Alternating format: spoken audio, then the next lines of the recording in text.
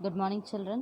In the last class, we had seen about history, first lesson of our 7th standard, that is the sources of medieval India.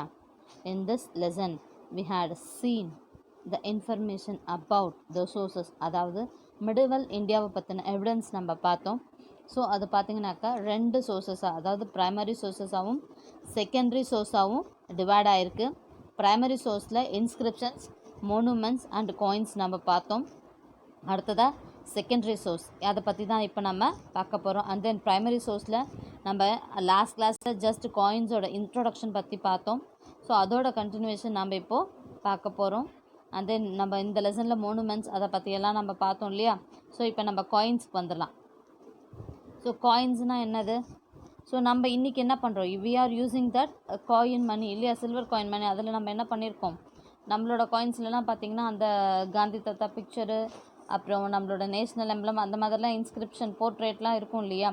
So அந்த மாதிரி the picture அந்த legend of the coins, அந்த medieval பீரியடில் அந்த ராஜாவோட பேர் இல்லைனா அவரோட டைட்டில், இல்லைனா அவரோட போர்ட்ரேட் அப்படின்னா அவரோட இந்த ராஜாவோட இமேஜ், இல்லை எந்த இயர் ராஜா வந்து ஏதாவது சக்ஸஸ் பண்ணியிருக்கிறாரா, இல்லை கோயில் பில்ட் பண்ணியிருக்காரா, இல்லை அவர் கொரனேஷன் அதாவது கிங்காக பதவி ஏற்றுக்கிட்ட அந்த ஈவெண்ட்டில் அந்த காயின் இன்ட்ரடியூஸ் பண்ணாங்கன்னா அந்த ஈவெண்ட் பேர், பிளேஸ் பேர், டேட்டு, டைனாசிட்டஸ், அப்புறம் லோகோஸ், இன்னும் சொல்லணுன்னா அது வந்து எம்ப்ளம். ஸோ இது எல்லாமே என்ன பண்ணாங்க, காயினில் அச்சடித்து கொடுத்தாங்க. இதெல்லாம் நம்ம லாஸ்ட் கிளாஸில் பார்த்தோம் இல்லையா. அண்ட் தென் இந்த காயின்ஸ் எல்லாம் பார்த்திங்கனாக்கா இன்னும் இது வந்து நம்மளோட detail. The composition of metal in the coin gives us the information on economic condition of the empire. அதாவது அந்த மெட்டல் காயின்ஸில் இருக்கிற இன்ஸ்கிரிப்ஷன்ஸ் அதிலெல்லாம் நம்ம அதை பார்க்கும்போதே நமக்கு என்ன தெரிஞ்சிடும், நம்ம நாடு வந்து எக்கனாமிக்கலாக எவ்வளோ தூரம் இருக்குது, அதாவது அந்த ஒரு கண்ட்ரி வந்து எக்கனாமிக்கலாக வந்து ஃப்ளரிஷ் ஆகிருக்கு, எவ்வளோ எஸ்டாப்ளிஷ் ஆகிருக்கு அப்படிங்கிறது இந்த காயினை பார்த்தா தெரிஞ்சிடும். அண்ட் தென் கிங்ஸோட achievements, mention of kings achievements, அந்த ராஜா என்னென்ன அச்சீவ் பண்ணியிருக்கிறாரு, அதாவது மிலிட்ரி கான்குவஸ்ட்டு, இல்லை எல்லைகளை டெரிட்டோரியல் எக்ஸ்பென்ஷன், எல்லைகளை பெருசு பண்ணியிருக்கிறாரா. மிலிட்ரி கான்குவஸ்ட் பார்த்திங்கனாக்கா படையெடுத்து போய் வெற்றி கொண்டு வர்றது. அடுத்தது அவரோட டெரிட்டோரியல் எக்ஸ்பென்ஷன், எல்லைகளை விரிவாக்கம். ட்ரேட் லிங்க்ஸ், வியாபாரம் வந்து எந்தெந்த ஊருங்களோட பண்ணியிருக்கிறாரு. அடுத்ததாக ரிலீஜியஸ் ஃபெய்த், அவருடைய கடவுளோட நம்பிக்கை. இது எல்லாமே நம்ம என்ன பண்ணலாம், அந்த காலத்தில் அவங்க மதம் அப்படின்ற ஒரு விஷயத்தை எப்படி கொண்டு வந்தாங்க அப்படிங்கிறதெல்லாம் through the coin we can learn. So இந்த பார்ட்டில் பார்த்தீங்கன்னா this is the coin of Muhammad of Ghori, Muhammad கோரியோட காயின்னு. ஸோ அவர் என்ன பண்ணியிருந்தானாக்கா, காயினோட ஒரு சைடில் காடஸ் லக்ஷ்மியோட படத்தை வந்து என்கிரேவ் பண்ணியிருந்தார். That we can see in this page. And இன்னொரு சைடில் என்ன பண்ணியிருந்தாருனாக்கா அவருடைய பேரை வந்து அச்சடிச்சிருந்தார், பொறிச்சிருந்தார். இன்ஸ்கிரைப்டு அப்படின்னா பொறிக்கிறது. அண்ட் இதை வந்து என்ன சொல்லுதுனாக்கா, டர்க்கிஷ் இன்வேடர் உள்ளே வரும்போது எப்படி இருந்தாங்க, they are liberal in religious outlook, அதாவது மத வேற்றுமை பார்க்காம இருந்திருக்காங்க நம்ம இந்தியாவுக்குள்ளே வரும்போது. ஏன்னா he is the first king to expand Muslim kingdom into our country இல்லையா. மிச்சவங்க எல்லாம் வந்துட்டு ஃபஸ்ட்டு எல்லாம் வந்துட்டு போனாங்க, முகமது கஸ்னியெல்லாம் வந்துட்டு போயிட்டார். But he is the first person to establish kingdom in India. அடுத்ததாக பார்த்தீங்கன்னா காப்பர் ஜெட்டல்ஸ், இது பார்த்தீங்கன்னாக்கா டெல்லி சுல்தான்ஸ் வந்து யூஸ் பண்ணது. சில்வர் டங்கா, அது வந்து இல்துமிஷ் ஸ்லேவ் டைனஸ்டி, முகமது கோரியோட கமாண்டர் குதுப்புதீன் ஐபக், அவருடைய சக்ஸஸர் தான் இல்துமிஷ், அவங்க இன்ட்ரடியூஸ் பண்ணது டங்கா, சில்வர் டங்கா அப்படின்ற காயினு. அடுத்ததாக கல்ஜி டைனாஸ்டியில் கோல்டு காயின்ஸ் இன்ட்ரடியூஸ் பண்ணிட்டு இருந்தாங்க. துக்ளக் பீரியடில் காப்பர் டோக்கன் கரன்சி யூஸ் பண்ணிட்டு இருந்தாங்க, அதாவது காப்பரில் செஞ்ச currency. And as well the economic prosperity or otherwise of the country of the time. So இந்த சில்வர் காயின், கோல்டு காயின், இந்த காப்பர் காயின்லாம் வச்சு நம்ம எதை பற்றி தெரிஞ்சுக்கலாம், எக்கனாமிக்கலாக வந்து நம்ம எவ்வளோ தூரம் வந்து வெல்வர்ஸ்டாக இருந்தோம், ரிச் பீப்புளாக இருந்தோம் நம்ம தெரிஞ்சுக்கலாம். ஸோ இந்த டூ யூ நோ பாக்ஸில் it gives about 3.6 grains of silver jital. இது வந்து copper jital. Okay, 48 jitals were equal to 1 silver tanka. So இந்த காப்பர் ஜெட்டல் பார்த்தீங்கன்னாக்கா 48 ஜெட்டல் சேர்த்துனா தான் என்ன ஆகுது, ஒரு சில்வர் டங்கா வந்து வருது. ஸோ ஒரு சில்வர் டங்காவோட இது என்னது, 3.6 கிரைன் ஆஃப் சில்வர். ஸோ இதுதான் என்னது, ஒரு ஜெட்டல். அண்ட் அடுத்தது பார்த்தீங்கன்னாக்கா religious literature devotional moment in South India. அதாவது சவுத் இந்தியாவில் பக்தி மூமெண்ட், டிவோஷனல் மூமெண்ட்னா பக்தி மூமெண்ட் வந்து டெவலப் ஆச்சு ஃபஸ்ட்டு. அண்ட் தென் அதுக்கப்புறம் தான் நார்த் இந்தியாவில் அது டெவலப் ஆச்சு. ஸோ அந்த பக்தி மூமெண்ட்டில் வந்து கடவுளை கும்பிடும்போது என்ன பண்ணாங்கனாக்கா பாட்டு பாடி கடவுளை கும்பிட ஆரம்பித்தாங்க. அண்ட் தென் இந்த டிவோஷனல் லிட்ரேச்சர், அந்த அவங்க எழுதின அந்த பாடல், அந்த தொகுப்பு தான் என்னது, டிவோஷனல் லிட்ரேச்சர். இது வந்து சோலா பீரியடில் நல்லா வந்து ஃப்ளரிஷ் டெவலப் ஆச்சு. அண்ட் தென் இன்னும் ஒர்க்ஸ் பார்த்திங்கனாக்கா, அதாவது டிவோஷனல் ஒர்க்ஸ் கம்பராமாயணம், செக்குலர்ஸ் பெரிய புராணம், 4000 திவ்ய பிரபந்தம், 12 ஆழ்வார்ஸ் கம்போஸ் பண்ணாங்க இல்லையா, அதை தொகுத்தது. அண்ட் தென் கம்பைல்டு பாய் நாதமுனி. 4000 திவ்ய பிரபந்தம் வந்து 12 ஆழ்வார்ஸ் பண்ண பாட்டு. ஆழ்வார்னால் யாருக்கண்ணா, பெருமாளோட பக்தர்கள் இல்லையா, பெருமாளோட ரொம்ப டீப்பாக அவர் மேலே பக்தி கொண்ட, அவர் மேலே பாட்டு பண்ண 12 பேர் இருக்காங்க. அவங்க 12 பேரும் ஆழ்வார்கள். அந்த பாட்டை வந்து நாதமுனி அப்படிங்கிறவர் சோலா பீரியடில் தொகுத்திருக்காரு. அடுத்ததாக பார்த்திங்கன்னா Thevaram composed by Appar, Sambandar and Sundarar and compiled by Nambiyandar Nambi. So இந்த அப்பர், சம்பந்தர், சுந்தரர் யார் தெரியுமா? இவங்க எல்லாமே வந்து நாயன்மார்கள். ஆழ்வார்கள் அப்படின்னா பெருமாளை கும்பிட்றவன்னு சொன்னோம் இல்லையா. ஸோ இவங்க எல்லாம் நாயன்மார்கள். இவங்க வந்து ஈஸ்வரனை கும்பிட்றவங்க. ஸோ சிவன் மேலே போற்றி பாடின பாடல் அதையெல்லாம் என்ன பண்ணாங்க, அவங்க பாடி வச்சுருந்த பாட்டெல்லாம் தில்லை நடராஜர் கோயிலில் வந்து ஒழிச்சு வச்சுருந்தாங்க. அதை வந்து என்ன பண்ணார் அப்படின்னாக்கா, நம்மளோட சோலா பீரியடில் ராஜராஜ சோழன் அவருடைய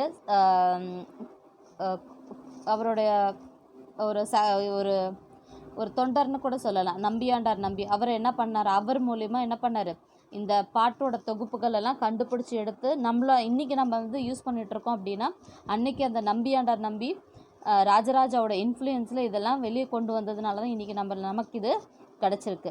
அடுத்ததாக பார்த்திங்கன்னா தேவாரம்க்கு அடுத்தது பார்த்திங்கனாக்கா மாணிக்க வாசகர் திருவாசகம். இதுவும் வந்து லார்ட் சிவாவோட பாடல் தான். இதுவும் என்ன பண்ணுது, சோலா பீரியடில் தான் நமக்கு கிடச்சிது. இது மட்டும் இல்லாமல் நம்ம சவுத் இந்தியாவில் பார்த்திங்கனாக்கா ஜெயதேவா அப்படிங்கிறவர் என்ன பண்ணியிருக்காருனா 12th செஞ்சுரியில் கீத கோவிந்தம் அப்படின்னு சொல்லிட்டு ஒரு பாட்டு பாடியிருக்கிறாரு. அண்ட் தென் கபீர்தாசர் 15th செஞ்சுரியில் ஒரு he was an devotee of goddess துர்காவோட டிவோட்டி. காளியம்மன் இருக்காங்க இல்லையா, அவங்களோட டிவோட்டி. ஸோ 15th செஞ்சுரியில் அவர் என்ன பண்ணியிருக்காரு, மிஸ்டிக் போயட், நிறைய கடவுள் மேலே நிறைய பக்தி பாடல்கள் வந்து அவர் பாடியிருக்கிறார். இது எல்லாம் ரிலீஜியஸ் லிட்ரேச்சர். அடுத்தது செக்குலர் லிட்ரேச்சர். முதல்ல லிட்ரேச்சர்னால் என்ன, எழுதி வைக்கப்பட்ட தொகுப்புகள் தான் லிட்ரேச்சர்.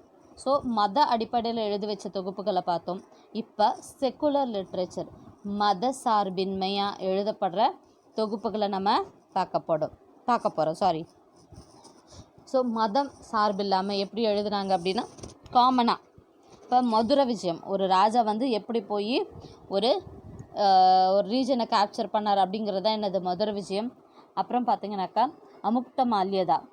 இது ரெண்டையுமே யார் கம்போஸ் பண்ணாங்கனாக்கா கங்காதேவி அண்ட் கிருஷ்ணதேவராயா. மதுரை விஜயம் வந்து கங்காதேவி எழுதினது, அமுக்த மால்யதா வந்து கிருஷ்ணதேவராயர் எழுதினது. அண்ட் தென் அவங்களோட பீரியடில் என்னென்ன ஈவெண்ட்ஸ் நடந்தது அப்படின்னு சொல்லிட்டு அவங்க என்ன பண்ணாங்க, விஜயநகர் எம்பையரில் கிருஷ்ணதேவராய பீரியடில், கங்காதேவியோட பீரியடில் என்னென்ன நடந்தது அப்படின்னு சொல்லிட்டுலாம் எழுதி வச்சுருந்தாங்க. ஸோ கிருஷ்ணதேவராயா அப்படிங்கிறது கிரேட்டஸ்ட் விஜயநகர் கிங் இல்லையா, famous greatest Vijayanagar king. And then Chand Bardai அப்படின்னு சொல்லிட்டு பார்த்தீங்கன்னாக்கா அவர் வந்து ராஜஸ்தானில் பிருத்திவிராஜ் அப்படின்ற ஒரு ராஜாவோட கோர்ட் போயிட்டாக இருந்தார். அவர் வந்து என்ன பண்ணார்னாக்கா அந்த ராஜாவோட தொகுப்பை பிருத்திவிராஜ் ரசோ அப்படின்னு சொல்லிட்டு அந்த கிங்கோட வேலர் அப்படின்னாக்கா என்ன அப்படின்னாக்கா அவருடைய போர்த்திறன், ஓகே, அவருடைய வீரம் பற்றி சொல்கிறது. அண்ட் தென் இந்த மாதிரி நிறைய செக்குலர் லிட்ரேச்சர் இருக்குது. இது மட்டும் இல்லாமல் நம்ம இந்தியாவுக்குள்ளே பார்த்திங்கனாக்கா நிறைய ஃபாரினர்ஸ் வந்து உள்ளே வந்தாங்க இல்லையா. ஸோ அப்படி வந்து முஸ்லீம்ஸ் வந்து நம்ம இந்தியாவை இன்வைட் பண்ணாங்க இல்லையா. அதுக்கப்புறமேட்டு டர்க்கிஷ் இன்வென்ஷன் பீரியடில் வந்து நமக்கு வந்து நம்ம இந்த செக்குலர் லிட்ரேச்சர் பார்த்திங்கன்னா எல்லாமே அந்த ராஜாங்களோட அந்த கிங்ஸோட பற்றின இன்ஃபர்மேஷன்ஸ் நமக்கு கிடச்சிருக்கு. அதில் பார்த்திங்கனாக்கா pre Islamic period the only exception was Kalhana's Rajatarangini. அதாவது இஸ்லாமிக் பீரியடுக்கு முன்னாடி நமக்கு கிடச்சிருக்கிற விஷயம் கல்கானாஸ் ராஜதரங்கனி. அண்ட் தென் டர்க்கிஷ் இன்வென்ஷனில் நம்ம செக்குலர் லிட்ரேச்சர் எதுவுமே நமக்கு கிடைக்கல. ஆனால் அதுக்கு பதிலாக என்ன கிடச்சிருக்கு? Biographies and autobiographies. So books, biographies, autobiographies. Minhaj us Siraj இவர் வந்து கோர்ட் போயட். யாரோட கோர்ட்லனா sultan Nasiruddin Muhammad of slave dynasty. And then அவர் என்ன எழுதியிருக்கிறாருன்னா தபாக்கத் ஐ நஸ்ரி அப்படின்னு சொல்லிட்டு அந்த ராஜாவை பற்றின ஒரு தொகுப்பு எழுதியிருக்கிறாரு. அடுத்தது பார்த்திங்கன்னா கம்பெண்டியம் அப்படின்னா தொகுப்பு. ஓகே, ஒரு ஈவெண்ட் பை ஈவெண்ட்டாக நம்ம ஒவ்வொன்றா சேகரித்து எழுதுவோம் இல்லையா, ஒன் ஆஃப்டர் அனதர். அந்த தொகுப்பு தான் என்னது? கம்பேண்டியம். ஓகேவா? இது எல்லாமே வந்து யாரை சேர்ந்துருக்கு? ஏன்னா கோரி தான் உள்ளே வந்து எக்ஸ்பேண்ட் பண்ணார் இல்லையா, அவரோட கமாண்டர் தான் குதுப்புதீன் ஐபக். அவர் எக்ஸ்பேண்ட் பண்ணதான் ஸ்லேவ் டைனாசிட்டி. ஸோ அதில் பார்த்தீங்கன்னாக்கா கோரி வந்ததுக்கப்புறம் நடந்த இன்சிடென்ட்ஸ் எல்லாமே வந்து எழுதியிருக்காங்க. ஏடி வந்து 1260. அண்ட் தென் த கம்பாண்டியம் அடுத்த தொகுப்பு நேம்ட் ஆஃப்டர் ஹிஸ் பேட்ரான். அடுத்ததாக பார்த்தீங்கன்னாக்கா 13th century Hasan Nizami a migrant from Ghazni. Okay, Hasan நிசாமிங்கிறவர் கஸ்னி அப்படிங்கிற, அதாவது இந்த கஸ்னி அப்படிங்கிறது சென்ட்ரல் ஏஷியாவிலேருந்து நம்ம இந்தியாவுக்குள்ளே வந்திருக்காங்க. சென்ட்ரல் ஏஷியாவில் இருக்கிற ஒரு ஊர், அங்கேருந்து நம்ம இந்தியாவுக்குள்ளே வந்திருக்காங்க. அவர் என்ன எழுதியிருக்கிறாருன்னா தாஜ் உல் மசீர். இது வந்து பார்த்திங்கன்னா இல்துமிஷ், குதுப்புதீன் ஐபக்கு அடுத்ததாக ராஜா வந்தார்ல இல்துமிஷ், அவருடைய வாழ்க்கை எப்படி முடிஞ்சது அப்படின்றத பற்றி இன்ஃபர்மேஷன் எழுதியிருக்கிறாரு. அண்ட் தென் இந்த புக்கில் பார்த்தீங்கன்னாக்கா Qutbuddin Aibak and is consider the first official history of Delhi sultanate. Qutbuddin Aibak பற்றின இன்ஃபர்மேஷனும் இருக்குது. ஸோ இதை தான் என்ன சொல்கிறாங்க, டெல்லி சுல்தானோட ஃபஸ்ட் அஃபீஷியல் இன்ஃபர்மேஷனாக இந்த தாஜுல் மசீரை தான் சொல்கிறாங்க. ஜியாவுத் பர்னி கோர்ட்டியர், இதுவும் வந்து ஒரு கோர்ட் போயட் துக்ளக் பீரியடில். அவர் என்ன எழுதியிருக்கிறாருன்னா டரிக் ஐ ஃபிரோஸ் சாகி அப்படின்னு ஒரு புக்கு எழுதியிருக்கிறார். அந்த புக்கில் பார்த்திங்கன்னா டெல்லி சுல்தனேட், அதாவது கியாசுதீன் பால்பன்லேருந்து, இது வந்து third sultanate period. Ghiyasuddin Balban to earlier years of the reign of Ferozshah Tughlaq. Ghiyasuddin பால்பன்லேருந்து ஃபெருஷா துக்ளக் வரைக்கும் நடந்துட்டுருக்கிற ஒவ்வொரு ஈவெண்ட்டையும் இவர் என்ன பண்ணியிருக்கிறாரு, தரிக் ஐ ஃபெரோஸ் சாகி அப்படின்ற புக்கில் எழுதியிருக்கிறாரு. அடுத்தது பார்த்திங்கன்னா ஃபிரிஷ்டா தரிக் ஐ ஃபிரிஷ்டா 16th century. இந்த புக் பார்த்திங்கனாக்கா முகல் பவர் எப்படி வந்து ரைஸ் ஆச்சு அப்படிங்கிற இன்ஃபர்மேஷனை இந்த புக்கில் ஃபிரிஷ்டா தரிக் ஐ ஃபிரிஷா அப்படிங்கிற புக்கில் வந்து எழுதியிருக்காங்க. அண்ட் தென் தபாக்கத் அப்படிங்கிறது ஒரு அரபிக் வேர்டு. மீனிங் பார்த்திங்கன்னா ஜென்ரேஷன்ஸ் இல்லைனா செஞ்சுரிஸ், அதாவது காலங்கள் கடந்து வர விஷயம். Tuzuk is a Persian word. Tuzuk அப்படின்னா autobiography, Persian word. Tarikh or Tahqiq இது எல்லாமே அரபிக் வேர்ட்ஸு. இந்த தரிக் தகிக் அப்படின்னாக்கா ஹிஸ்ட்ரின்னு அர்த்தம். அண்ட் தென் 16th century பார்த்தீங்கன்னாக்கா கிங் எம்பரர் கிரேட் கிங் இல்லையா, பாபர் அவரே எழுதியிருந்தது பாபர் நாமா. அடுத்ததாக அபுல் ஃபாசில், அவர் வந்து அக்பர் கோர்ட்டில் இருந்தவர். ஹி ரோட் அனி ஐ அக்பரி அக்பர் நாமா. அதில் பார்த்தீங்கன்னாக்கா நிறையா பாபர் பற்றின அக்பர் பற்றின நிறைய இன்ஃபர்மேஷன்ஸ் இதில் இருக்குது. அண்ட் தென் அடுத்ததாக 17th century ஜஹாங்கீர் வந்து அவரோட மெமரி அவரே எழுதினார், துசுக் ஐ ஜஹாங்கிரி. ஸோ அவரோட இது வந்து ஆட்டோபயோகிராஃபி. ஓகே, இந்த ஆட்டோபயோகிராஃபிஸ்க்கு அப்பாற்பட்டு தபுக் ஐ அக்பரி, அதாவது அக்பரோட பற்றின இன்ஃபர்மேஷன் நிசாமுதீன் அகமத் அப்படிங்கிறவர் எழுதினது. It reliable that exaggerated account of Abul Fazl, அதாவது அபுல் ஃபாசில் எழுதினதை விட இன்னும் டீட்டெயிலாக என்ன பண்ணியிருக்கிறாருனாக்கா இந்த நிசாமுதீன் அகமத் வந்து தபக் ஐ அக்பரியில் வந்து இன்னும் டீட்டெயில் இன்ஃபர்மேஷன்ஸ் நமக்கு கொடுத்துருக்குறாரு அக்பர் பீரியடோடது.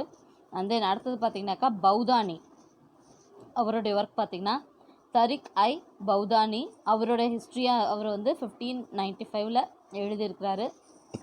அடுத்தது பார்த்திங்கன்னா இந்த ஒர்க் இந்த தரிக் ஐ பௌதானி பார்த்திங்கன்னா இது வந்து 3 வால்யூமாக. அதில் பார்த்திங்கன்னா அக்பர்ஸ் ரீஜன் ஒரு வால்யூமு. அடுத்ததாக பார்த்திங்கன்னா critical account of Akbar's administration, அதாவது அவரோட ரீஜன் அதாவது ஏரியா. அடுத்ததாக அவரோட அட்மினிஸ்ட்ரேஷன். அண்ட் தேர்டாக பார்த்திங்கன்னா அவருடைய ரிலீஜியஸ் பாலிசி. அக்பரை பொறுத்த வரைக்கும் எம்மதமும் சம்மதம் எல்லாமே என்னது, அவர் ஒரு புது மதத்தையே கண்டுபிடிச்சார், தின்னிலாகி அப்படின்னு சொல்லிட்டு. ஸோ அந்த மதத்தில் வந்து என்ன, ஹிந்து முஸ்லீம்ஸ் யாரை வேணாலும் கல்யாணம் பண்ணிக்கலாம். ஹிந்துஸ்க்குன்னு தனியாக டேக்ஸ் எல்லாம் அவரோட பெரியலாம் கிடையாது. ஸோ அவர் வந்து அவ்வளோ நல்ல ரிலீஜியஸ் டாலரண்ட் பர்சனாக இருந்தார். எனக்கு எந்த மதமும் வேணாங்கிறவங்க என்ன பண்ணலாம், அக்பரோட தின்னிலாகிய மதத்தில் வந்து தாராளமாக சேர்ந்துக்கலாம். ஸோ அடுத்த செகண்டரி சோர்ஸ் பார்த்தோம் அப்படின்னாக்கா ட்ராவலர்ஸ் அண்ட் ட்ராவலேஜஸ். மார்க்கோ போலோ இவர் வந்து ஒரு வெனிட்டியன் ட்ராவலரு. பாண்டியா கிங்டம் பீரியடில் he was becoming the leading Tamil power in 13th century. அதாவது பாண்டியா கிங்டம் 13th centuryல லேட்டர் சோலாஸ்க்கு அப்புறம் டெவலப் பண்ண பாண்டியா கிங்டம் பீரியடில் மார்க்கோ போலோ நம்ம இந்தியாவுக்குள்ளே வந்திருக்காரு. அண்ட் 2 தடவை கயல், நம்ம மதுரை சவுத் நம்ம தமிழ்நாட்டில் இருக்கிற கயல் அப்படிங்கிற போர்ட்டுக்கு 2 தடவை வந்திருக்கிறாரு. இன்றைக்கி அது என்னது, தூத்துக்குடி டிஸ்ட்ரிக்ட் ஆஃப் தமிழ்நாடு. இங்கே வந்து 2 தடவை மார்க்கோ போலோ வந்திருக்கிறாரு. And then it was full of ship from Arabia and China. Arabia சைனாலேருந்து வந்த ஷிப்பு. அண்ட் தென் அதில் அவர் என்ன சொல்லியிருக்கிறாருன்னா, நானே வந்து என்ன வந்திருக்கேன், கப்பலில் வந்திருக்கேன் சைனாலேருந்து. அண்ட் தென் கூட அவர் வரும்போது என்ன பண்ணியிருக்கார், thousands of horses were imported in the southern India by sea from Arabia and Persia. அதாவது அவர் வரும்போது கூட என்ன வந்திருக்கு, அவரோட அந்த கப்பல் எல்லாம் thousands of horses வந்திருக்கு. அப்படின்னா எவ்வளோ ரிச்சாக இருந்திருப்பாங்க பாருங்கள் நம்மளோட ராஜாங்கெல்லாம். ஸோ வந்து சவுத் இந்தியாவில் வந்து அரேபியாவிலேருந்து பெர்ஷியாவிலேருந்து நம்ம சவுத் இந்தியாவில் வந்து வியாபாரம் செஞ்சு விற்றுட்டு போயிருக்காங்க. அடுத்ததாக 11th centuryலேயே அல்புருனி அப்படிங்கிறவர் முகமது ஆஃப் கஸ்னி உள்ளே வரும்போது அவர் எத்தனை தடவை, 17 தடவை நம்ம இந்தியா மேலே படையெடுத்துருக்கிறாரு. அப்படி அவர் படையெடுக்கும்போது ஒரு தடவை உள்ளே வந்தார் அந்த அல்புருனி அப்படிங்கிறவர். அவர் நம்ம இந்தியாவில் 10 years ஸ்டே பண்ணார். And then the most accurate account of Muhammad Somnath expedition is that of Alberuni. அதாவது சோம்நாத் நம்ம இதுலேயே வந்து ஒரு பெரிய டெம்பிள், அது வந்து முற்றிலுமாக இன்றைக்கி வந்து சுத்தமாக வந்து இடிக்கப்பட்டது யாரால் அப்படின்னாக்கா முகமது ஆஃப் கஸ்னியால். முகமது ஆஃப் கஸ்னி ஒவ்வொரு தடவை நம்ம இந்தியாவுக்குள்ளே வந்துட்டு திரும்பியும் போகும்போதும் குரோர் அப்படியே இல்லை பேக்காக குரோர் கணக்கில் தான் he took away all the gold. ஒரு கோயில் அடித்தா வந்து அவ்வளோ தங்கம் கிடைக்குமா, எவ்வளவே என்ன பண்ணியிருக்கிறாரு, தூக்கிட்டு போயிருக்கிறாரு. ஸோ அவரோட கடைசி எக்ஸ்பீடிஷன் இந்த சோம்நாத் எக்ஸ்பீடிஷன், இந்த சோம்நாத்தில் இருக்கிற ஊரில் இருக்கிற கோயில் அடித்து அங்கேருந்து கொள்ளையடிச்சிட்டு போனது தான். அதை பற்றின இன்ஃபர்மேஷன்ஸ் ஃபுல்லாமே அல்புருனி வந்து எழுதியிருக்கிறாரு. அண்ட் தென் நிறையா படித்த ஒரு ஸ்காலராக he travelled all over India. இந்தியாவை சுற்றி என்ன பண்ணியிருக்கிறாரு, இந்தியா லாங்குவேஜஸ், இந்தியா மக்களை பற்றியும் தெரிஞ்சிருக்கிறாரு. இந்தியன் லாங்குவேஜ் ஆகிய சான்ஸ்கிரிட்டை வந்து எழுதியிருக்கிறாரு. அண்ட் தென் இந்த அல்புருனி இந்தியாவிலே ஃபிலாசபியும் படிச்சிருக்காரு. அண்ட் தென் அவரோட புக் பார்த்திங்கன்னா தகிக் ஐ ஹிந்த். அதில் இந்தியாவோட கண்டிஷன்ஸு, சிஸ்டம் ஆஃப் நாலேஜு, மக்கள் சொசைட்டியில் எப்படி இருக்காங்க, சோஷியல் நார்ம்ஸ், நம்ம என்னென்ன மதம் ஃபாலோ பண்ணுறோம், ரிலீஜியன், அதை பற்றி எல்லாமே அவர் அல்புருனி எழுதியிருக்கிறாரு. நெக்ஸ்ட்டு ட்ராவலர்ஸ் பார்த்திங்கன்னா இபுன் பட்டூட்டா, ஆரப்பான் மார்க்கோ ஸ்காலர். ஆரப்பில் பிறந்த மொராக்கோ ஸ்காலர், அரேபியாவில் பிறந்த மொரோக்கோ நாட்டை சேர்ந்தவர். அவர் ஒரு நல்ல தேர்ந்த படித்தவர். And then he travel from Morocco right across north Africa to Egypt. So என்ன பண்ண, மொரோக்கோலேருந்து நார்த் ஆஃப்ரிக்கா வந்து ஈஜிப்ட் வந்து தென் டு சென்ட்ரல் ஏஷியா வந்து அங்கேருந்து நம்ம இந்தியாவுக்குள்ளே வந்திருக்கிறார் இபுன் பட்டூட்டா. அண்ட் தென் ஹிஸ் ட்ராவலேஜ், அதாவது ரிஹிலா த ட்ராவல்ஸ், அவரோட கண்டென்ட்ஸ், அவரோட புக்கு. ஓகே, ரிகிலா. அதில் பார்த்திங்கனாக்கா நிறைய இன்ஃபர்மேஷன்ஸ் மக்கள் பற்றி, அவர் ட்ராவல் பண்ணிட்டு வந்த வழியில் அவர் பார்த்த நாடுகள், மக்கள் எல்லாத்த பற்றின இன்ஃபர்மேஷனும் எழுதி வச்சிருக்கிறாரு. And then Egypt was rich then because of the whole Indian trade with the west pass through it. Egypt வந்து எப்படி இருக்குது, பணக்காரன் நாடாக இருக்குது. எதனால் அப்படின்னாக்கா இந்தியாவிலேருந்து மொத்த ட்ரேடும் எப்படி வருது, ஈஜிப்ட் வழியாக தான் என்ன பண்ணுது, வெஸ்ட் பார்ட் ஆஃப் த வேர்ல்டுக்கு வந்து வருது. அதனால தான் என்ன இருக்குது, ஈஜிப்ட் வந்து இவ்வளோ ரிச்சாக இருக்குது அப்படின்னு சொல்லிட்டு அவரோட புக்கில் எழுதியிருக்கிறாரு. அண்ட் தென் இன்னும் சொல்லணுன்னா காஸ்ட் சிஸ்டம், நம்ம இந்தியாவில் இருக்கிற காஸ்ட் சிஸ்டம், அப்புறம் த ப்ராக்டிஸ் ஆஃப் சத்தினா என்னக்கண்ணா உடன்கட்டை ஏறுதல் இல்லையா. ஹஸ்பண்ட் இறந்துட்டா ஒய்ஃபையும் என்ன பண்ணுவாங்க, ஒய்ஃபும் தானாகவே ஃபஸ்ட்டு எல்லாம் தானாகவே இப்போ அந்த நெருப்பில் விழுந்து இறந்துருவாங்க. அப்புறம் லேட்டர் என்ன பண்ணாங்க, அவங்கள வாலண்டராக சாகடிச்சாங்க இல்லையா. அதெல்லாம் இப்போ கிடையாது. அது 1859 அது என்ன பண்ணிட்டாங்க, அபாலிஷ் பண்ணிட்டாங்க. ஸோ அந்த ப்ராக்டிஸ் ஆஃப் சத்தியை பற்றி இப்புன் பட்டுட்டா அவரோட புக்கில் எழுதியிருக்கிறாரு.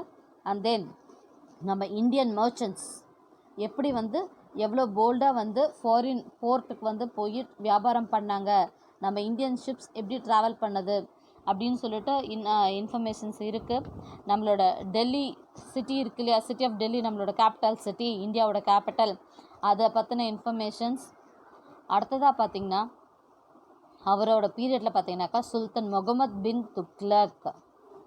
ஓகே, அவர் என்ன பண்ணியிருக்கிறார் அப்படின்னாக்கா அவரோட கேபிட்டலை டெல்லியிலேருந்து மகாராஷ்டிராவில், இன்றைக்கி மகாராஷ்டிராவில் தௌலதாபாத்னு அந்த ஊர் பேர், அங்கே தேவகிரி, அன்னைக்கு அது தேவகிரி. ஓகே, அந்த ஊருக்கு என்ன பண்ணியிருக்கிறாரு, சிட்டியை மாற்றிருக்கிறார். கேபிட்டலை டெல்லியிலேருந்து மகாராஷ்டிராவுக்கு மாற்றிட்டு and converting this city into a dessert. அதாவது டெல்லியிலேருந்து வெளியில் என்ன பண்ணார், தேவகிரிக்கு வரலான்னு சொல்லிட்டு எல்லாம் ட்ரை பண்ணி வரும்போது வர வழியிலே நிறைய ஏகப்பட்ட ப்ராப்ளமு, அதனால் வேறு வழி இல்லாமல் அவங்க திரும்பி போக வேண்டியதாகிடுச்சு. அதனாலே என்ன பண்ண அந்த ஈவெண்ட் எல்லாமே இவர் ரெக்கார்ட் பண்ணி வச்சுருக்கிறாரு. அடுத்தது பார்த்திங்கனாக்கா நம்ம சவுத்தில் விஜயநகர் கிங்டமில் பார்த்திங்கனாக்கா நிறைய ஃபாரினர்ஸ் வந்தாங்க. அண்ட் தென் அப்படி போன ஃபாரினர்ஸ் நிறைய பேர் என்ன பண்ணியிருக்காங்க, நிறைய இன்ஃபர்மேஷன்ஸ் எழுதி வச்சுட்டு போயிருக்காங்க. அதில் இட்டாலியன் ட்ராவலர் நிக்கோலா கான்டி 1420 வந்திருக்கிறாரு. Abdul Razzaq, he came from Herat, that is the court of great Khan in central Asia. அதாவது சென்ட்ரல் ஏஷியாவிலேருந்து 1443 நம்ம இந்தியா வந்திருக்காரு. அடுத்ததாக டொமிங்கோ பீஸ், அவர் ஒரு Portuguese traveller. He visited the city in 1522 and all of them recorded their observations. அவங்க போனவங்க எல்லாமே என்ன பண்ணியிருக்காங்க, அவங்கள இந்தியாவில் என்னென்ன பார்த்தாங்க அப்படின்ற திங்ஸ் எல்லாமே என்ன பண்ணியிருக்காங்க, ரெக்கார்ட் பண்ணி வச்சுருக்காங்க. That is a very great source of our medieval India. இன்றைக்கும் விஜயநகர் எம்பையர் பற்றி நம்ம தெரிஞ்சுக்கிறதுக்கு அவங்களோட புக்ஸ்லாம் நமக்கு ரொம்ப ஹெல்ப்ஃபுல்லாக இருக்கும். தேங்க்யூம்மா. Up to this the lesson is over.